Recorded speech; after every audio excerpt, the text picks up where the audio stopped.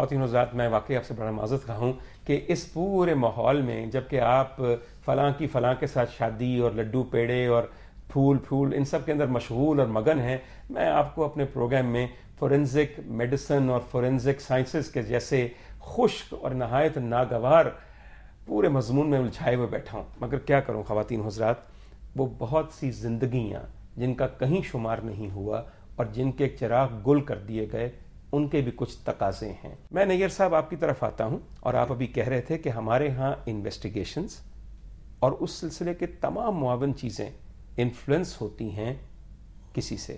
کس سے؟ انفلوئنسز کئی طرح کے ہوتے ہیں، ہم اس میں جائے بغیر میں اس کے تدارک کی طرف رجوع کروں. تھوڑا سا اس کی طرف بھی چلے جائیں نا جی، کون انفلوئنس کرتا ہے؟ وہ آپ کریں گے. دیکھیں، بات یہ ہے کہ انفلوئنس ہم جس سوسائٹی میں رہ رہے ہیں وہ ایک تھانے داری کلچر ہے. پریزیڈنٹ سے لے کے نیچے پی ایم تک جو بھی بندہ ہے، کسی کو بھی لے لیں، خواہ وہ آفیسر ہے یا بیوروکریٹ ہے یا پولیٹیشین ہے یا آپ ہیں یا کوئی پروفیسر صاحب ہیں، ہر بندہ ہمارے ملک میں تھانے دار بننے کی کوشش کرتا ہے. ہر آدمی کے اندر ظلم کرنے کا ایک جذبہ ہے. اس کو ضرورت ہوتی ہے ایک مظلوم کی. جس وقت مظلوم سامنے آتا ہے، ظالم چھلانگ لگا کے باہر آ جاتا ہے اور وہ ظلم کرتا ہے. ضرورت اس چیز کی ہے کہ ہمیں دیکھنا یہ ہے کہ جی اس ظلم کو ہم نے روکنا کیسے ہے. اگر میں چاہوں بھی ظلم کرنا تو میں نہ کر سکوں، وہ ہے ایکچوئل ٹاسک، اور وہ ہے اب جو ہمیں اچیو کرنی ہے ایز اے سوسائٹی. پروفیسر صاحب، again coming to a very serious thing. Sir, میں نے اپنی زندگی کا پہلا پوسٹ مارٹم آپ کو کرتے ہوئے دیکھا، اور آپ کو بھی یہ بات اچھی طرح یاد ہے کہ you performed post mortems for generations of doctors to be. مجھے آپ کے الفاظ یاد ہیں، مجھے وہ بلڈنگ یاد ہے، بالکل دھنی رام روڈ کی طرف، انارکلی کی طرف جو سیڑھیاں اتر کے آپ کا ڈپارٹمنٹ جاتا تھا، طب شرعی کا. وہاں پہ اسٹینلیس اسٹیل کے 2 پوسٹ مارٹم کے بیڈز تھے جہاں پہ آپ ایک باڈی پہ پوسٹ مارٹم کرنا ہمیں سکھاتے تھے.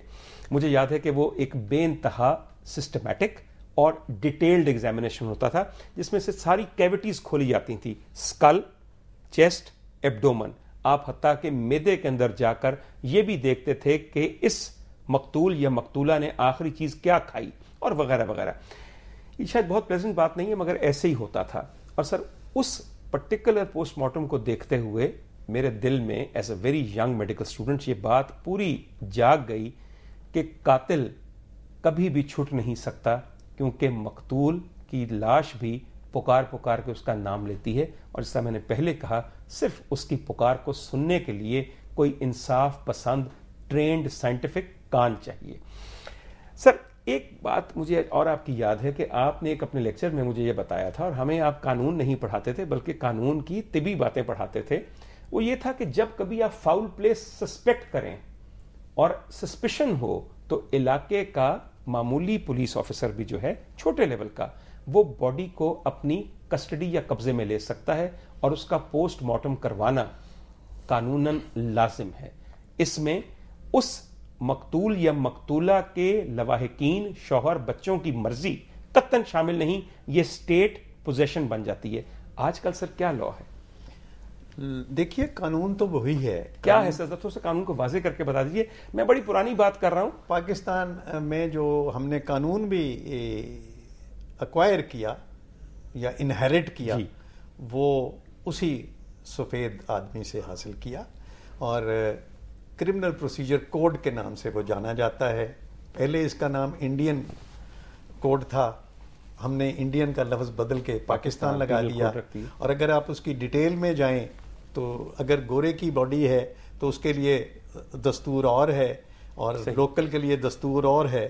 یہ وہ محرکات ہیں جو ہمیں بتاتے ہیں کہ وہ انصاف کے لیے انٹرسٹڈ نہیں تھا. مگر سر اب اگر ایک قتل ہوتا ہے، میں گزارش کروں، باقی پروسیجر جو بھی ہے، بات یہ ہے کہ پروسیجر جتنے بھی آپ بنائیں، فلا لیس بنائیں، ان میں کچھ نہ کچھ رہ جاتا ہے، کیونکہ انسان کی تخلیق جو ہے وہ ڈیفیکٹو ہے. بالکل، خامی سے خالی نہیں. بالکل. حقیقت یہ ہے کہ جو ہم کرنا چاہتے ہیں، جو عمل کرنا چاہتے ہیں، مثال کے طور پر سین کو پریزرو کرنا چاہتے ہیں، اور اگر جیسے میں نے کہا کیمرہ جھوٹ نہیں بولتا، تو آپ اس قسم کی چیزیں اس میں ڈال دیں کہ جو آپ کرنا بھی چاہیں تو کیمرہ جو جس کو چھپانا چاہیں تو وہ نہ چھپائے.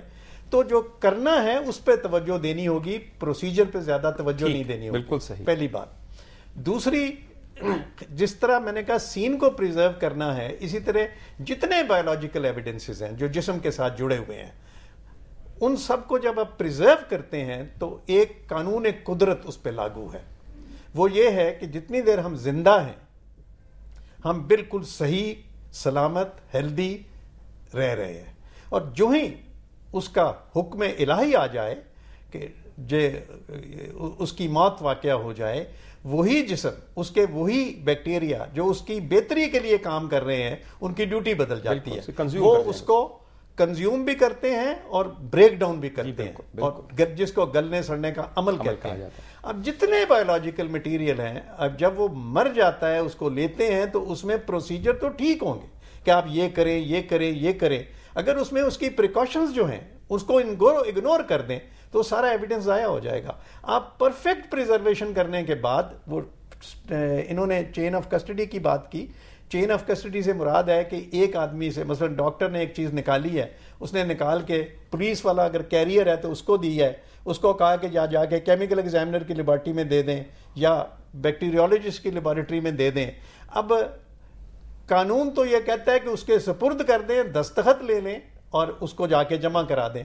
اب وہ تھکا ہوا جو پولیس والا ہے اس کو چھٹی نہیں ملتی، وہ کہتا ہے اچھا میں اب تو آیا ہوں اس کام، وہ 2 دن راستے میں سستا لیتا ہے. اور اس پیریڈ میں اگر وہ پراپرلی پریزرو نہیں ہو، جو عمل کرنا ہے پریزرویشن کا، وہ اگر ہم نے صحیح نہیں کیا تو وہ پیوٹریفائی ہو جائے گی. سمجھ گیا ایک پریزرویشن، کلیکشن کے بعد پریزرویشن اور سپیڈ آف سبمیشن بھی بڑی اہم ہے. میں سب سے یہ پوچھ رہا ہوں کہ اس وقت پاکستان میں اگر کسی کا قتل ہوتا ہے تو کیا اس کی ڈیڈ باڈی کا پوسٹ مارٹم کروانا حکومت کے قانون کے مطابق لازمی ہے یا نہیں؟ بات یہ ہے کہ دیکھیے، آپ حکومت کو بیچ میں لے آئے ہیں. قانون تو اسٹیشن ہاؤس آفیسر کا ذکر کرتا ہے، ٹھیک ہے، وہ حکومت کا کرندہ ضرور ہے، تنخواہ دار ہے، اور اس کی ایک ڈیوٹی لسٹ ہے، اس کا ایک ایریا ہے جس میں اس نے کام کرنا ہے، اور اس کی جو بھی پرسکرپشن ہے اس قانون کی، وہ اس کی ذمہ داری کی طرف توجہ دلا رہی ہے کہ وہ اس موقع پر پہنچے، پریلیمنری انکوائری کرے، اگر اس میں کوئی سسپیشن کا ایلیمنٹ اس کے. اب ایک آدمی اگر اس کو، قانون نے تو یہ کہا ہے کہ وہ اگر اس میں سسپیشن کا ایلیمنٹ ہے تو وہ اس کو قبضے میں لے لے، ڈیڈ باڈی کو جو بھی چیز ہے تو قبضے میں لے لے، مال مقدمہ جس کو ہم کہتے ہیں، تو وہ قبضے میں لے لے. تو پھر اس کے قبضے سے چھڑوانے کے لیے کوئی نہ کوئی اور قانون تو ہوگا. ذوالفقار صاحب، پروگرام کا وقت چھوڑا ہے، یہ بتائیے صحیح کہہ رہے ہیں یہ؟ جی 174 میں اگر کوئی سسپیشن ہو تو اس میں اسی طرح ہی ہوتا ہے، پروسیس یہی ہے. اچھا سر، اگر کوئی شخص اجازت مانگنے کا عمل کیوں پیش آئے؟ اگر آپ کو پتا ہو کہ ایک بہت بڑا سسپیشن ہے کہ ایک انٹرنیشنل سازش کے تحت کسی قومی لیڈر کو قتل کیا گیا ہے، تو ان کے پوسٹ مارٹم سے پہلے ان کے لواحقین کی اجازت ضروری سمجھی گئی ہے کہ قانون سے بالاتر والی بات تھی؟ I can't say anything about that. خواتین حضرات، ہم میں سے بہت سارے لوگ کچھ نہیں کہہ سکتے. میں اس پوری چیز کے ساتھ آپ کو یہ بتا دوں کہ عجیب و غریب ایک قصہ ہے پورا. آپ نے بہت سارے رجحانات، بہت سارے رویوں کی طرف نشاندہی میرے مہمانوں کے جوابوں میں سنی، جو ہمیں انصاف کی مدد کرنے کی راہ میں رکاوٹ کے طور پہ برسوں سے پیش آ رہے ہیں. سوالات میرے بہت سے اور اینکر ساتھی اٹھا رہے ہیں، ان کی عقل پہ بھی دراصل ہوز ڈاؤن کر دیا گیا کہ فلاں جائے وقوع کو دھویا کیوں گیا، کس کے حکم سے دھویا گیا. فیکٹ فائنڈنگ کمیٹیز نے لوگوں کو بری کرنے کے لیے کئی دن لگا دیے. خواتین حضرات، بات صرف اس قتل کی نہیں ہے، بات بہت ساری اور چیزوں کی ہے. بات دراصل انصاف کو حاصل کرنے اور انصاف کو پہنچانے کی رضامندی کی ہے، جو اب تک اس سارے قصے اور لاتعداد قتلوں کے معموں کو حل کرنے کے آڑے آئی ہے. میں فیصلہ آپ پہ چھوڑتا ہوں. اگر کسی نے جائے وقوع کو قتل کروا دیا اور وہ ذمہ دار ہے، تو اس ذمہ دار کے بارے میں بھی بتائیے جس نے ڈیڈ باڈی جو کہ مال مقدمہ ہے اس کے پوسٹ مارٹم ایگزامینیشن سے انکار کروا دیا. آگے آپ خود عقل مند ہیں اور سوچتے رہیے. اور پولیس والے بیٹھے ہیں. اگر ایک قتل کے بعد میں یہ دعویٰ کروں ذوالفقار صاحب کہ مجھے قاتلوں کا پتہ ہے مگر میں ابھی بتا نہیں رہا، تو آپ کا SHO مجھے پکڑ کے تھانے لے جائے گا اور چھترول کر کے مجھ سے ان تمام لوگوں کی مخبری کروا لے گا یا نہیں؟ کہیں ہاں یا نہ؟ جی چھترول تو اب نہیں کرتے. جی چلیں چھوڑیں سر، میرے بازو مروڑ کے ہاں ان قاتلوں کا نام نکلوا لیں گے کہ نہیں؟ جی پولیس انویسٹیگیٹ تو کرتی ہے جی. اچھا خواتین حضرات، پولیس انویسٹیگیٹ تو کرتی ہے. کچھ لوگ ایسے ہیں جو یہ بتا رہے ہیں کہ ہم قاتلوں کو جانتے ہیں مگر پتہ نہیں کیوں ان پہ پردہ پوشی کر رہے ہیں. اللہ تعالیٰ یقیناً ان قاتلوں کو کیفر کردار تک پہنچائے اور ہم بھی ان کا یہ کیفر کردار ہونا دیکھیں. آمین. خدا حافظ.